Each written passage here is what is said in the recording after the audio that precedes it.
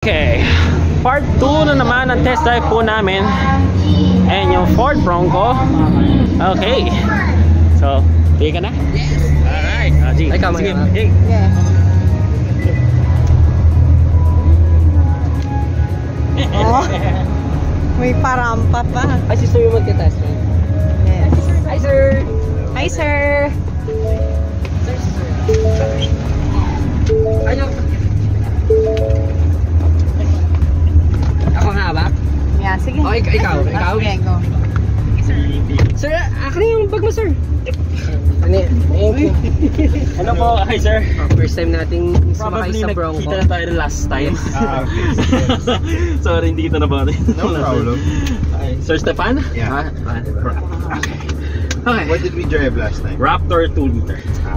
Dito na sa loob na. So now we'll do the V6. Yep. Ay, sorry. It's okay. Ang fix the seat muna. okay, just to be very comfortable. Okay, I think we're good. Okay. Okay, so into drive. Right. Ang ganda ng screen ng Bronco, no? Dapat. Nice. Ilang inch? I'm not sure. Review ko na to. 14 at or Yeah. 16, something like that. Yeah. It's a bit more squared off. It's not lengthwise. Mhm. Yeah. Okay, so we can try the the truck muna, and then or outdoor. Outdoor in. Okay. One or the other lang. Okay, so let's try the outdoor. Sige. Right. Okay. Tapos, Kuzan. oh, so dito pala ang wipers. Okay. It's a Try bit natin. different. Oh. Nice. Then the interior is all waterproof. Okay. You can remove the roof, the doors. And the doors. Yeah, so everything does come off naman to its shell. You also have a front diff, rear diff, turn assist. This is for a slippery surface to be able to turn the car around. Okay. Traction control, hazard. Your 360 cameras here, auto start stop, parking sensors. So this is basically radio or anything, volume, anything to do with music. Like right? audio controls. Yeah. And then under would be your climate control. Yep. You have a USB-C, USB-A, wireless charging. You also have a charger up here. So if you put a GoPro, there's already a mount. Oh, nice. Yeah, so ready to go na siya. Okay. The usual map lights, all of that. We'll go there. Yep. And then your window switches are all here. Yeah, in the kasi middle. tatanggalin mo yung pintuan. Yeah. Then your drive modes are here. I'll make a red. Yep. And then your 4-wheel drive system as well. Wow. And the speakers are ay nasa dito, no? Parang somehow Here. within the car. Wow, it is extremely lapad. Pero kaya naman. Manageable naman. Thank you. Ayan. Okay. Hi. Thank you. Thank you. Right. So we'll go left. Oh, go left. Yeah. Okay. What did you just drive? The Raptor? Yung kanina, the Raptor V6. Okay. Okay, so ano? Yeah, that's inside lang. Okay, so dito lang tayo sa vicinity. Yeah. Okay. So we'll make a right. Okay.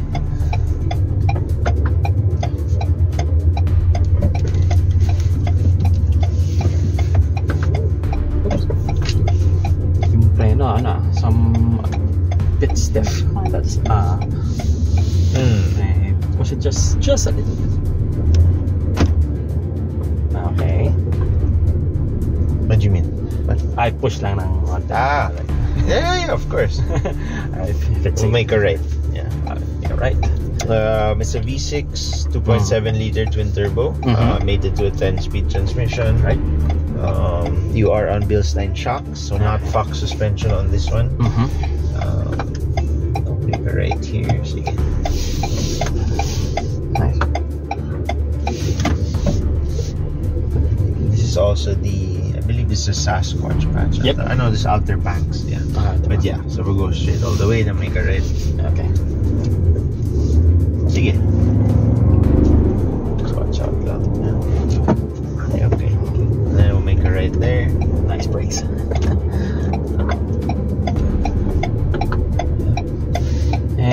siya, manipis lang yung mga pillars natin. So it's... You have very good vision as well. Yeah.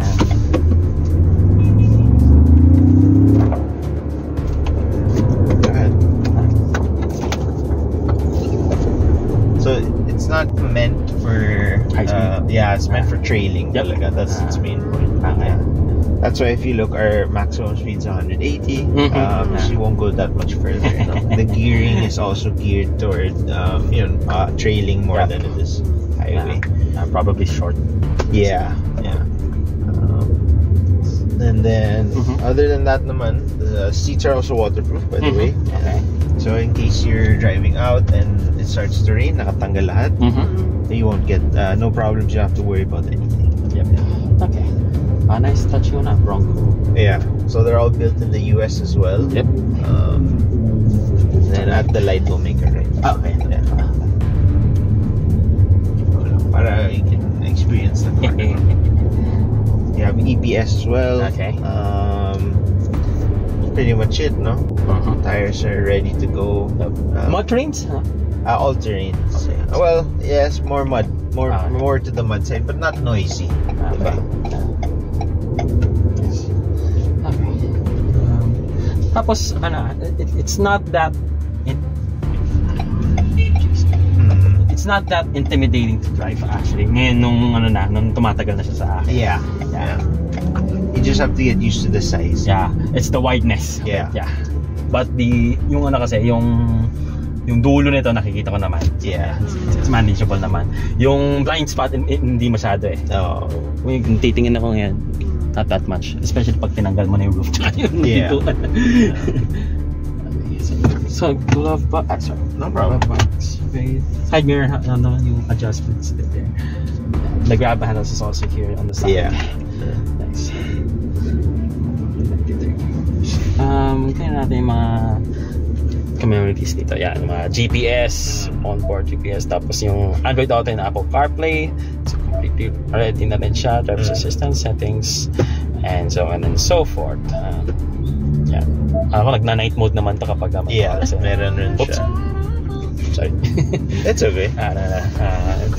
Copyright issues. Okay. So number 2 kami technically dito sa second drive. Second drive. Yeah. Sunshade holder on front, tapos LEDs. Yeah. Passenger airbags, tapos mga warnings. Okay. Yes. EPS na. Yeah. Tapos may steering tayo dito. You can change the settings for the steering or ito na yung fix. I mean height and everything. The steering feel. I think if you're in sport, it will get a bit stiffer. Yeah. Okay. But and I wouldn't say it's a wide range of adjustment. Yeah. Just a little bit na Okay.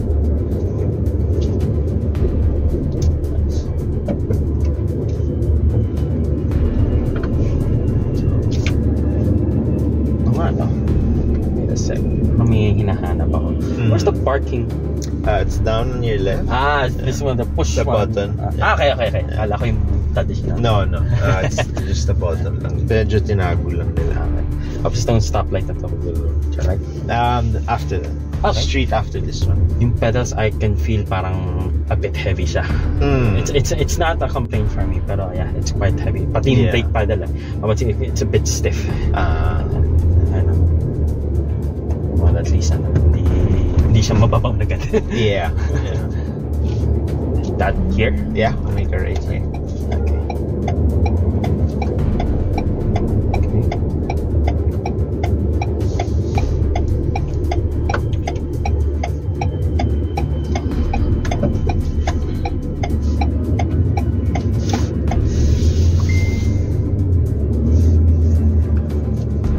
Low end torque. Yeah. The V6 is more than enough. Yeah. Kasi wala pa naman na-release na V8. Not yet. I don't know if they made a Raptor Bronco. Yeah, I think they have. They have. Hindi lang na-release nito sa Philippine side. Yeah, actually that is. But its fuel mileage is not bad, no. Yes, it is a V6, so it will consume more. But this is You should know what you're walking into. Yeah, like naturally, if you're from inline 4, tapos magrereklamo ka na bakit ang lakas mo. Yeah. I think it's ano naman. So, yeah.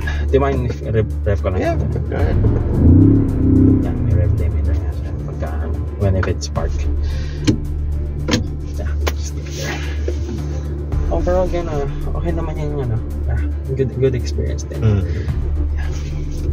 Kaya okay naman dyan? Okay naman dyan? Yan. Yeah, pakita niya sa inyo. Sit lang, smart. Okay, so ayan o, bigay ko na sa akin. So, yeah. Ito yung ano natin. Ayan. Ito yung front layout natin. Yan. Tsaka, yan pala si Sir Stefan. Hello. Hello. Yan yung ano. He was the last time dun sa Raptor 2-liter. Yeah. Yeah, so. Where were we when we did that? Here din. Dito. The last year? Yeah, not this year's May. Nung May. You didn't come in PIMS World Trade. I was there, but parang You didn't do Ford. Sabado hindi ako nakapagawa ng Ford kasi ang haba ng pila ng Nissan. So go say? Yeah, just straight. Then we'll just straight and then back. Okay. But yeah. Oh, so you meant last year? I'm sorry. I thought you were at PIMS. I mean to test the 2-liter Raptor. It was nung May. Last May. Okay. Kasi nga nung autofocus din. Same tip. Same. It's been a while. Yeah.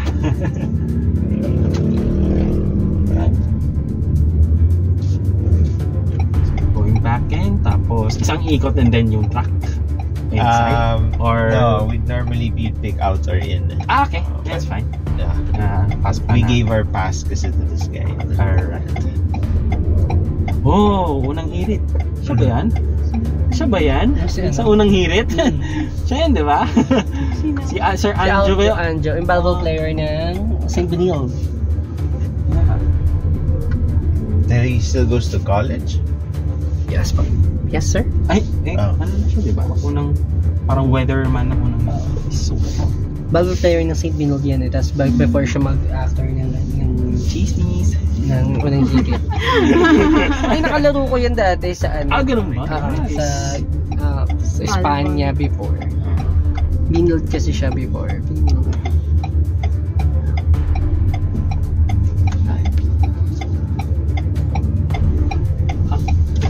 You mind asking? Para saan yung parang so you can, let's say, as you step on the wheel, you can pull yourself up. Okay. Kala ko dyan isasabi yung helicopter. Pwede siya itapang. Okay. That would be fun. I hope I remember yung mga Hummers. May mga Okay naman kayo ang tatlo. Yes. I chose Thursday kasi this is the least that's a good time to do it. Yeah. Kasi last time na ginawa ko nung ako sa inyo, it was Saturday. Sabi ko like, yung pinaka time consuming ko dun yung Hyundai kasi because of the Santa Fe. Santa Fe. Yeah, so dami. This is the naman, the tawag dito. Yung main before view. Dito tayo sa kabila. Okay. The highlight. You can cut in front of the highs. Okay. Or I can reverse park para matest. It's a bit tight. I'd recommend not. You could try and parallel. Yeah. I'm gonna parallel. Watch out, there's someone behind. Yep, the MG. Does this have active park assist? No. Okay. So this is for real men 360 camera. Yeah, just be careful of the people. Yep.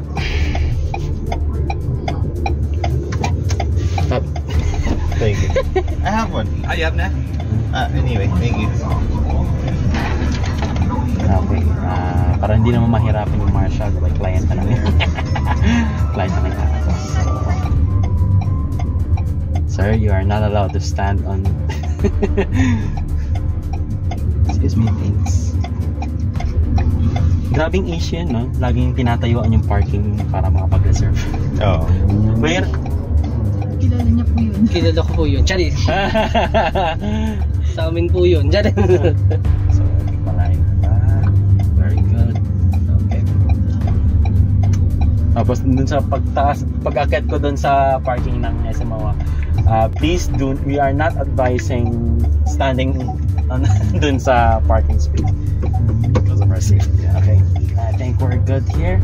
Alright. And yeah, thank you, Sir Stefan. Thank you. Thank you very much. Nice to see you. Thanks for coming. Thank you, sir. Yeah, Thank of you, course. sir. I always Hope to remember see you every year. Yeah, I will be. Thank you, sir. All right. Oops. Okay, yun po yung team. Yun yung sa Ford. Okay. Thank you rin po. May kukunin pa ba ako for raffles? Okay.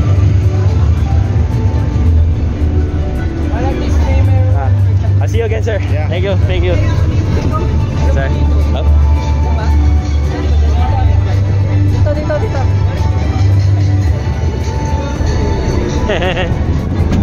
Say hello.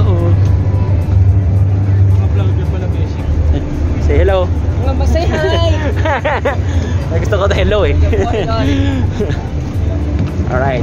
May kukunin daw po kami. Yes, we were the merchant. Hello. Alright. Sir, you can Sige, sure. Food stop. So I think yan, i-cut ko na dito. Like, comment, share, and subscribe guys. Please Camilo, one last na. End ko na yung video. Thank you rin. One last na. Thank you. Thank you. Bye. Thank you. Nice.